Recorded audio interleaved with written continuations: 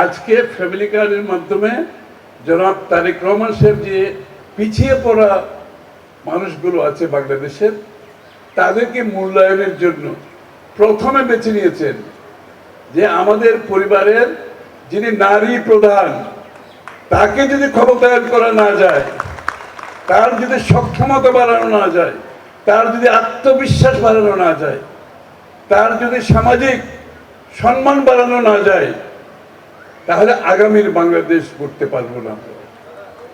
এবং এটাকে মাথায় রেখেই কিন্তু এই ফ্যামিলি কার্ডের কনসেপ্টটা সামনে এসেছে। যখন এই কনসেপ্টটা আসছে, এটা কিন্তু ছোটখাটো কোনো প্রকল্প না, এটা বাংলাদেশের অর্থনৈতিক যে সক্ষমতা আছে, আমাদের অর্থনীতির যে সক্ষমতা আছে, সেই সক্ষমতাতে এত বড় একটা প্রকল্প 4 কোটি পরিবারের কাছে ফ্যামিলি কার্ড যাবে 2,500 টাকা করে।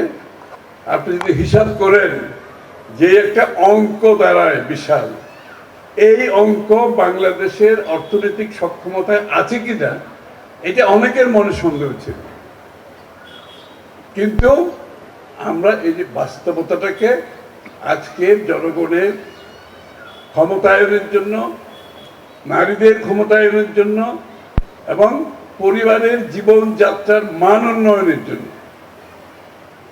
পিছিয়ে পড়া নারীদেরকে অর্থনীতির সাথে সমন্বিত করার জন্য আমরা মনে করেছি আমাদের সেই সীমিত সক্ষমতা থাকা সত্ত্বেও আমাদের বাজেটের একটি বড় অংশ এই প্রকল্পের জন্য দেওয়া হয়েছে।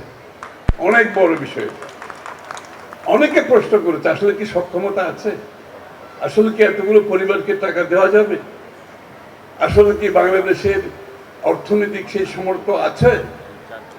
আমরা তো প্রমাণ করেছি যে আমাদের সেই সক্ষমতা আছে যদি আমার রাজনৈতিক উদ্দেশ্য ভালো থাকে, যদি আমি জনগণের কাছে যে কমিটমেন্ট করেছি, জনগণের স্বার্থে যে কাজগুলো করব বলেছি, সেটা যদি আমরা বাস্তবায়ন করতে হয়।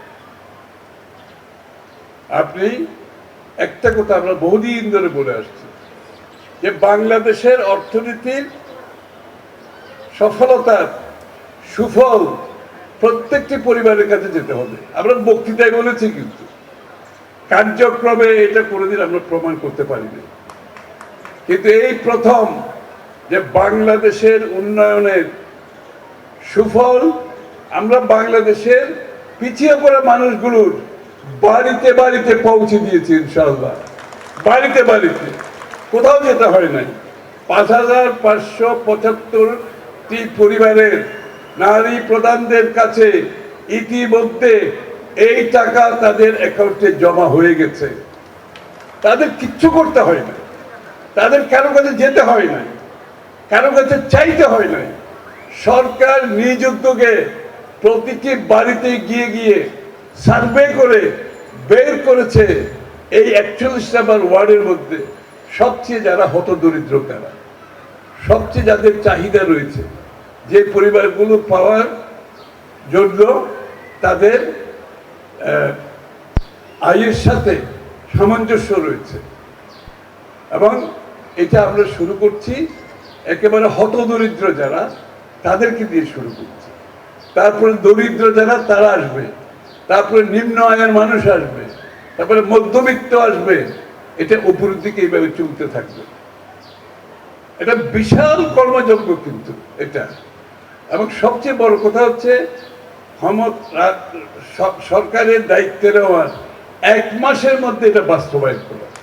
সবচেয়ে বড় কথা হচ্ছে যে বাংলাদেশে কোনো প্রকল্প বছরের পর বছর বাস্তবায়ন করা যায় না, কিন্তু লিডারশিপ, নেতৃত্ব যদি ঠিক থাকে, নেতার যদি সদিচ্ছা থাকে, যে 1 মাসের মধ্যে বাস্তবায়ন করা সম্ভব, এটা আমরা প্রমাণ করেছি ইনশাআল্লাহ। এবং এর জন্য আমাদের ডিসি সাহেব সহ সরকারি কর্মকর্তারা যারা এই কাজটি করেছে, এত কম সময়ের মধ্যে দিন রাত খেটে, আমি তাদের কাছে কৃতজ্ঞতা প্রকাশ করছি, তাদেরকে অভিনন্দন জানাচ্ছি। কারণ সরকারি কর্মকর্তাদের সবাই সবসময় দোষারোপ করে, বলে ওদের জন্য কিছু হয় না, ওরা কাজ করে না, ওরা জনগণের সাথে সম্পৃক্ত না।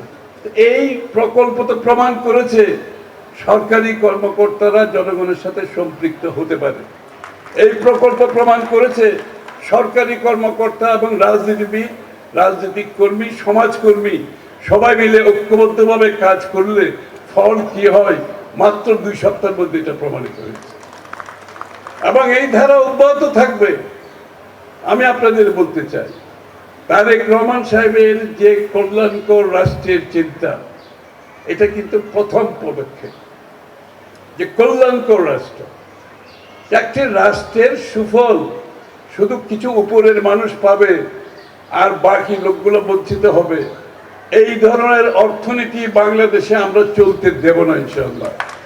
আমাদের অর্থনীতির মূল কেন্দ্রবিন্দু হবে যারা পিছিয়ে পড়া মানুষ, যারা হতদরিদ্র, যারা দরিদ্র, যারা নিম্ন আয়ের মানুষ, তাদের সমস্যার প্রথম সমাধান করতে হবে। এই জন্য আমাদের এই কর্মকাণ্ড অব্যাহত থাকবে। শুধু ফ্যামিলি কার্ড না, আপনারা জানেন ইতিমধ্যে আমাদের স্বাস্থ্যসেবার জন্য বিনামূল্যে স্বাস্থ্যসেবার প্রকল্প আমরা গ্রহণ করেছি। আমরা ফার্মার মূল্যে যাতে সার ইত্যাদি করে কৃষকরা অতি ফলন করতে পারে, সেটা আমরা বাস্তবায়ন করেছি। খাল খননের কর্মসূচি শুরু হয়ে গেছে। আমাদের নির্বাচনী যে ওয়াদাগুলো আছে, বাংলাদেশে কোনো সরকার 1 মাসের মধ্যে সমস্ত নির্বাচনী ওয়াদা যেটা আমরা জনগণকে দিয়েছিলাম সেই কাজগুলো আমরা শুরু করতে পেরেছি এবং ঐক্যবদ্ধভাবে রাজনৈতিক নেতৃত্বের যদি সদিচ্ছা, নেতৃত্ব যদি জনগণের প্রতি তার কমিটমেন্ট ঠিক রাখতে চায়, এটা প্রমাণ ইতিমধ্যে হয়ে গেছে। আগামী দিনে এই ধারা ইনশাআল্লাহ অব্যাহত থাকবে। আরেকটা জিনিস আপনাদেরকে আমি বলতে চাই, এই যে 5,775টি ফ্যামিলি কার্ড দেওয়া হয়েছে, এইখানে কোনো দলীয়করণের সুযোগ ছিল না। বাংলাদেশের সব সময় দেখবেন সরকার দলীয় লোকদের সুযোগ দিয়ে যায়, সরকার দলীয় লোকজন তাদের লোকজন নিয়ে তারা সুবিধা নিয়ে যায়। কিন্তু এই প্রকল্পে কোনো রাজনৈতিক কর্মী নেতা সংযুক্ত ছিল না। এটা পুরোপুরিভাবে সরকারের কর্মকর্তারা নির্দ্বিধায় নির্বিঘ্নে স্বাধীনভাবে এই কাজটা করেছে, যার জন্য দল মত নির্বিশেষে, ধর্ম বর্ণ নির্বিশেষে সবার কাছে এই সুযোগটা আমরা পৌঁছে দিতে পেরেছি।